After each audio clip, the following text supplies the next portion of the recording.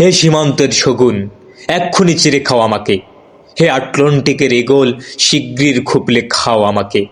হে বৈকাল হুদের বাজ, আছড়ে কামড়ে ছিন্ন বিচ্ছিন্ন করো আমাকে। আমার রক্তরসে শুধু অসহায়ত্ব আর অভাব। কাগজের কামলারা তাদের আদর করে মুদ্রা স্মৃতি ডাকে।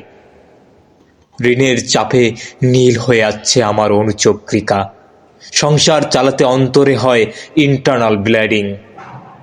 কি আশ্চর্য, তবু আমি মরছি না।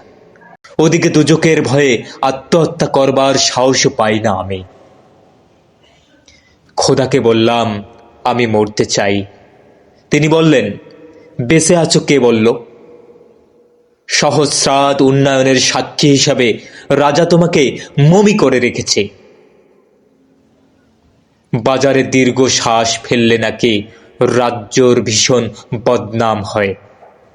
রাজারও মন খারাপ হয় খুব। কোতোয়ালরা ফরমান জারি করছে, আমাকে সারাক্ষণেই হাসতে হবে, নইলে দেশি কুকুর ও ভিনদেশি মাগুরকে একবেলা ভালো মন্দ খাওয়ানো হবে আমার মাংস দিয়ে।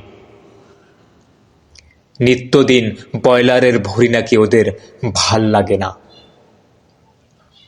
অথবা আমাকে ভাগ দিয়ে বেচা হবে। মানুষের তো মানুষ খাওয়ার স্বাদ হতে পারে, তাই না? ভাগ্যিস তা বিদেশি সুপার শপে বিক্রি হবে না। দেশি মানুষেরই তো হক বেশি আমাকে খাওয়ার। এ দুজকেই যখন নিয়তি, তখন আমি উদম হয়ে ডাকছি দুনিয়ার শ্রেষ্ঠ মাংসাশী বিহকদের। হে ঈগল, চিল ও ভয়ঙ্কর বাজেরা, হে সাম্রাজ্যবাদী সাহসী শকুনেরা, তোমরা F-35 মতো, MiG-29 মতো দল বেঁধে হামলে পড়ো আমার বুকে। আমার রান থান চক্ষু কলিজা আজ সব তোমাদের গনিমতের মাল। দেশি শুয়োর খুবলে খাওয়ার আগেই আমায় ইচ্ছা মতো চিরে খাও তোমরা। দোহাই, শুধু মস্তিষ্কটা খেও না আমার, তাহলে শীঘ্রই দাস হয়ে যাবে তোমরাও।